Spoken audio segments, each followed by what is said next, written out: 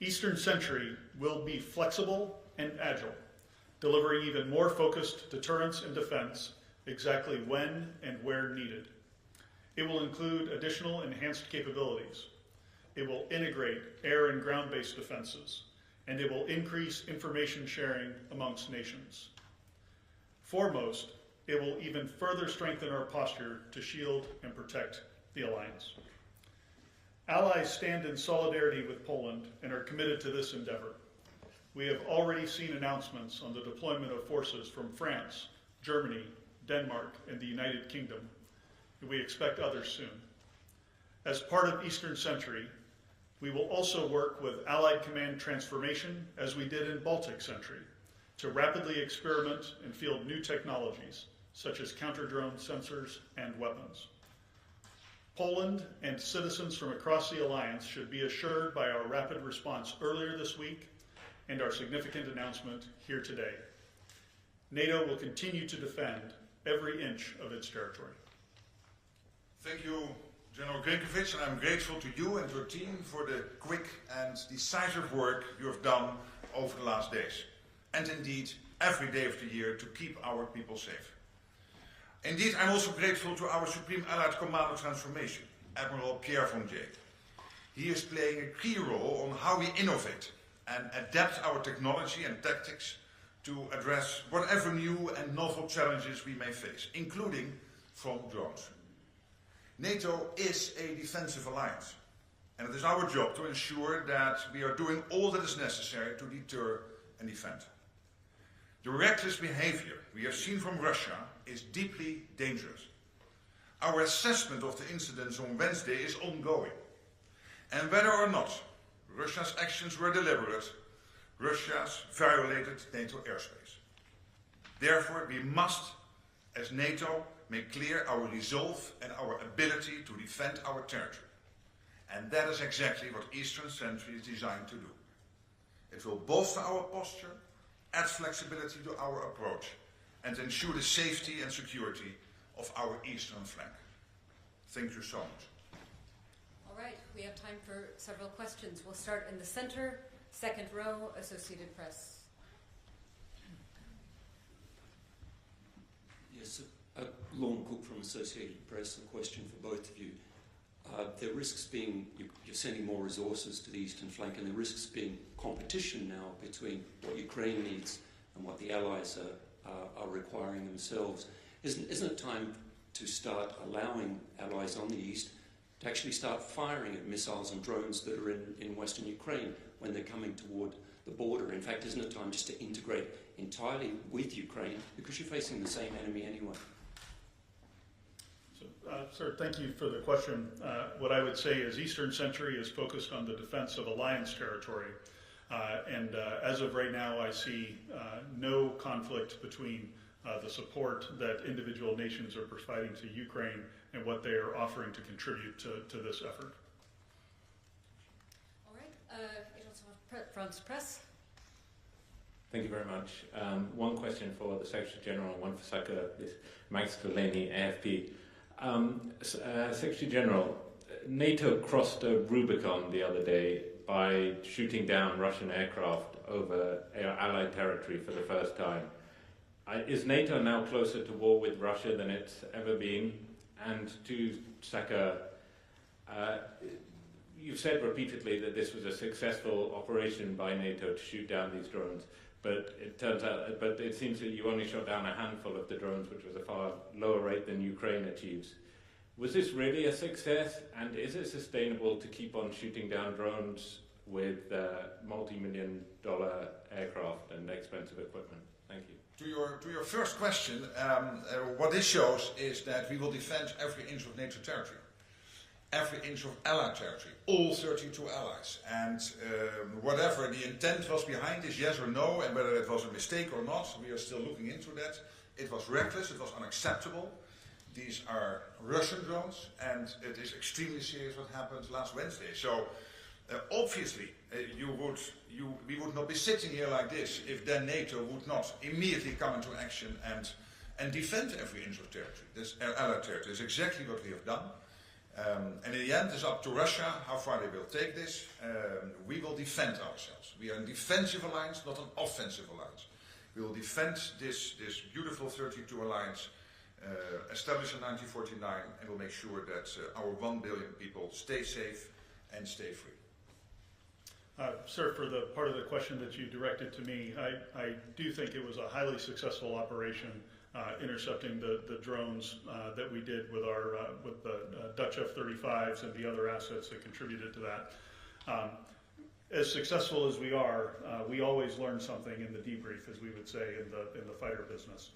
And so we are always looking for ways to enhance, to learn from the smallest tactical error to how we're approaching certain problems. In my judgment, the scale of the incursion the other day was obviously larger than previous incursions that we've had. So bringing additional resources to bear on this problem will help to solve that. So that's why we're starting this operation the way we are. I'll also highlight the comment I made about working with Allied Command Transformation and Admiral Bondier.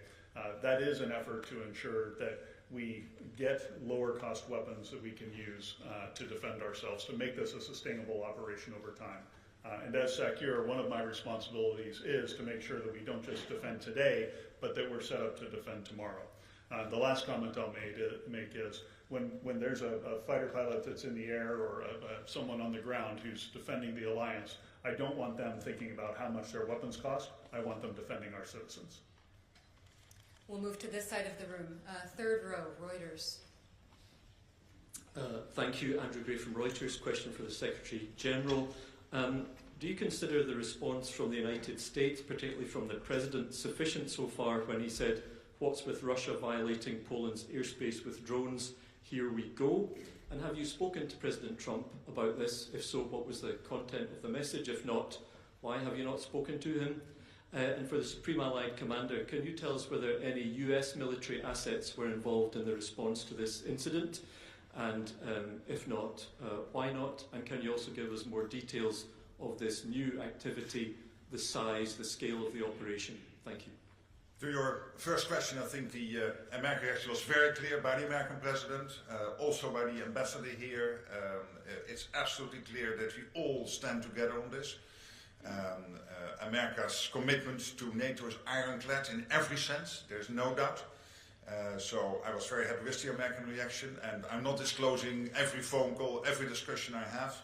But you have seen in the press reported a phone call by the Polish president to Donald Trump, the American president. I spoke also with the Polish president. I think that was a very good phone call, clearly building also on the excellent relationship the two have been building last week during the visit of the new Polish president to the White House. So I'm absolutely satisfied on that front. As far as U.S. military assets, I'm right here, and I'm involved. The United States commitment to the integrated military structure of the alliance remains. For kinetic assets the other day, there were not any. This is a function of the rotation of forces that we have to our different missions around the alliance, and simply a matter of scheduling more than anything else. As we look forward to your question on more details on the size and scope, Eastern Sentry, as I envision it, is going to cover the entire eastern flank of the alliance, from the high north to the Black Sea and the Mediterranean, anywhere that we might see a threat from the Russians. And modeling on Baltic Sentry, which is a highly successful operation in the Baltic Sea, we have been able, through our presence and through adapting the level of forces that we have at any particular time based on how we assess the threat picture, to prevent any attacks on undersea infrastructure in the Baltic Sea since we started that operation. The same logic of this vigilance activity will apply, in that across the eastern flank we'll constantly adjust and change our posture in a manner that keeps the adversary off guard, but also responds to specific threats as we see them emerging. Fourth row, center. Thanks for the question. Thomas Kutschka with Frankfurt Allgemeine Zeitung. I have two questions. The first one, for the immediate future, when will this new operation be up and running? Baltic Sentry was just a matter of days. Is that the time frame you're considering? And then in the longer term picture, the President of the European Commission this week suggested or proposed a drone wall as an answer to the new threat to be possibly financed from the common EU budget. I'm just wondering what your thoughts are about this idea. It's something that comes from the Baltic states. Is that the right way to go to better protect the eastern flank? And I leave it up to you who wants to Shall I take the reply. second question? And Chris, you- Okay, sir. Yeah. Yeah, so a couple of comments. I have issued the order tonight for Eastern Century to begin. The order went out as this press conference began, and so operations are being brought together immediately underneath my authorities as SACEUR. Now, it will take some time for us to bring everything together with the new contributions that have been coming in, and we'll continue to work on this and refine the design of the operation moving forward, but it begins immediately. I'll just make one comment on the drone wall, Secretary General. This is very in line with some of our thoughts of fortifying our eastern flank from a land and air domain perspective. And just coming back from the Baltics, the number of states are making investments in technologies, learning lessons from Ukraine about what kind of sensors and what kind of weapons, kinetic and non-kinetic, might be effective. And so integrating those sorts of defenses into our daily deterrence activities and into our regional plans is absolutely going to be something that we want to do moving forward. Now, and then to your question about Ursula von der Leyen, the President of the European Commission, I think she has an excellent State of the Union. There was a lot of defense in there and a lot of how also the EU can help here and contribute to the overall effort. And this is exactly what we have been doing since October, since I came into office. And of course, we are close personal friends, and the EU and NATO are extremely closely working together on all of this, where we all agree that NATO is about the standard setting, about the capability targets, the defense plans, and the EU is about all the soft power, because you cannot fight with plans. You need to have the weapons, the defense industrial base and all that, and there we need the European Union. Also, of course, there's a question of money. Your question is also referring to that part.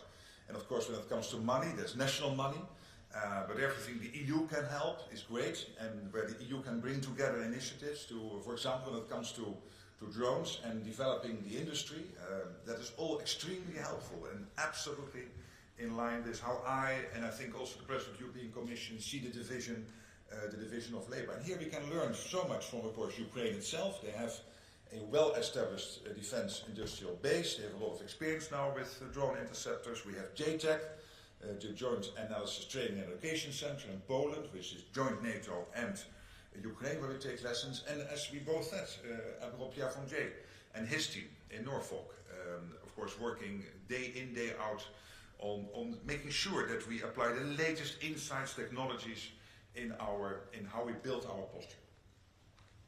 Okay, we'll come to the second row in the center, please. Hi, thank you, Terry Schultz with Deutsche Welle today. The Alliance has long been asking for enhanced, or allies I should say, has long been asking for enhanced air defense, even before the war with Ukraine, but certainly since Russia's full-scale invasion. So do you feel at all that now you're having to play catch-up, that these are things that could have and should have been done earlier, and now it's simply been thrown into such sharp focus, and with the danger intensifying every day from Russia, is this not too little but a bit late? Yeah, I would refer to the performance that we had the other night during the incursion in Poland, and that we were well postured. The authorities at the North Atlantic Council had provided to SACEUR had been further delegated, and aircrew were able to act decisively on a meaningful tactical timeline to eliminate much of the threat that was heading into Poland. So I don't think we're playing catch-up. I think we were postured fairly well for that event. Now, having said that, we're always learning, and that's part of the reason that we're moving forward with this enhanced vigilance activity to bring additional capabilities together, given the scale of that incursion being something that we hadn't seen to this point. We had seen a few drones here and there, a smaller number, very well postured. If it had just been that, we would have gotten them all. But clearly, with the number that came across the border, it's time to take a fresh look at this, and we're always learning. NATO is a learning organization. Allied Command Operations is a learning command, and we're going to do everything we can as we learn those lessons to incorporate them rapidly and ensure we're defending every inch of the alliance. All right, now we will go to Bloomberg here in the second row. Thank you very much. Sekjen, I have a question for you first. Presumably you have more information now about the question of intent than you had 2 days ago. So even though I understand like you're still assessing, what more do you know today than you knew 2 days ago? And also more of a philosophical question perhaps on intent. How do you exactly define intent? Do you mean the intent for these drones to have been in Polish airspace in the first place, or once they are in Polish airspace, what they were intending to do there? And Sakir, I also have a question for you. I struggle to understand what exactly is new in this new Sentry program beyond assets that have already been announced and that are now being integrated. So if you could tell us exactly what the new assets are going to be. Thank you so much. Well, on your first question, obviously by day we get more insights. I won't share them with you, but I think that at the moment when we would have a full conclusion and we could share it with others, we could do so. And even that I'm not sure of, because that all depends, of course, on what we find. The only thing I can tell you, because I think whatever I tell you has to be the truth. And the truth is that at this moment we are still assessing. And at the same time, I think the question is relevant. What's behind this? But at the same time, it's not that relevant, because whatever yes or no, it was deliberate. It was anyway reckless. It was a bunch of Russian drones. Even if they were not intent to go into Poland, if that would be the outcome of this, or even, and of course, if it was the intent, that's even more serious. But in both cases, it is reckless, it is unacceptable. It is the Russians taking risk. We have seen this before in the Baltic countries. We have seen this before in Romania, and this is simply unacceptable. And that is why it is so important that on top of what we do already, which is the overall posture of NATO, plus the forward land forces we have on the eastern flank, that the Supreme Allied Commander has decided to launch this initiative to make sure that we defend the eastern flank even better, with more flexibility. So, a really good question. So, we saw President Macron's announcement of providing the Rafale fighters. We have Danish F-16s that have been offered. A frigate has been offered. Some ground-based air defense capabilities have been offered. But I would ask that we don't focus on those specific items. The key to this is an entirely new defense design. So the previous way that we orchestrated ourselves on the eastern flank is we had individual air policing actions in different locations, and we had individual ground-based air defenses in several locations as well. And then, of course, we're working with nations on a case-by-case basis as we see threats. This is going to be a comprehensive and integrated approach. And with additional resources, we'll be able to plug gaps in the line. We'll be able to concentrate forces where we need to defend at a moment of a particular threat. And we'll have much better communication across the entire eastern flank so that it's truly an integrated approach to this defense. Thank you. Okay, we have time for a few more. We'll go to the fourth row in the center.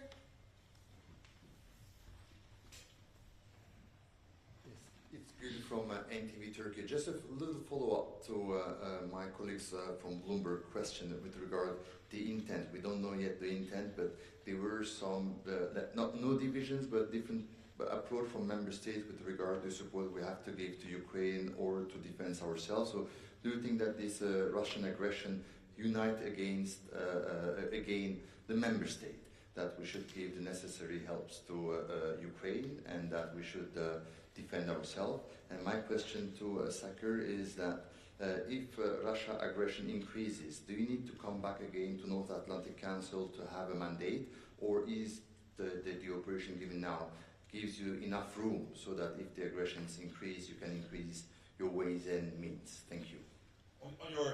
On your first question, as I said, we are assessing it, and again, the answer to the question is of course of relevance, but anyway, it is unacceptable what happened. And anyway, it is the Russians behind it, because these drones came out of Russia. So the question is then, was it deliberate or not? And of course that's relevant, but only to a limited extent, because in the end, whatever they did, it is reckless, it is unacceptable, and we cannot accept Russian drones entering European, EU, NATO airspace, allied airspace. That is absolutely impossible, and that is why we need to defend ourselves against it. On your second question, it is end. And this is exactly what also the Supreme Allied Commander said before. One, we have our plans in place, and we can, as we speak, if any attack would take place on NATO territory, we can defend ourselves. And then, of course, we have the coalition of the willing working on if there will be a peace deal in Ukraine. Let's pray it will be there as soon as possible. That we are able collectively to put in place the necessary security guarantees for Ukraine. We can do that. And what General Klinkovich today announced, we can also do, without spreading our resources too thin. Thank you, and I'll just add to what the Secretary General said. As Supreme Allied Commander Europe, I'm incredibly grateful for the NAC, for the authorities that have been delegated under the Defense and Deterrence family of plans that we have, including here during our peacetime period. And what this allows me to do on behalf of the Alliance is to rapidly respond to these events. I'm very careful to execute those authorities with discretion and judgment. But very thankful to the NAC for allowing us to do this, allowing me to have the authority. Again, it enables a rapid response. I think that's important in this day and age when things move so very quickly, and we'll continue to move quickly to respond to this. We'll go to the third row, the man with the tie. Thanks for taking the question, Richard Russo, Finnish Broadcasting Company. This is for both the Secretary General and the Supreme Commander, if I may.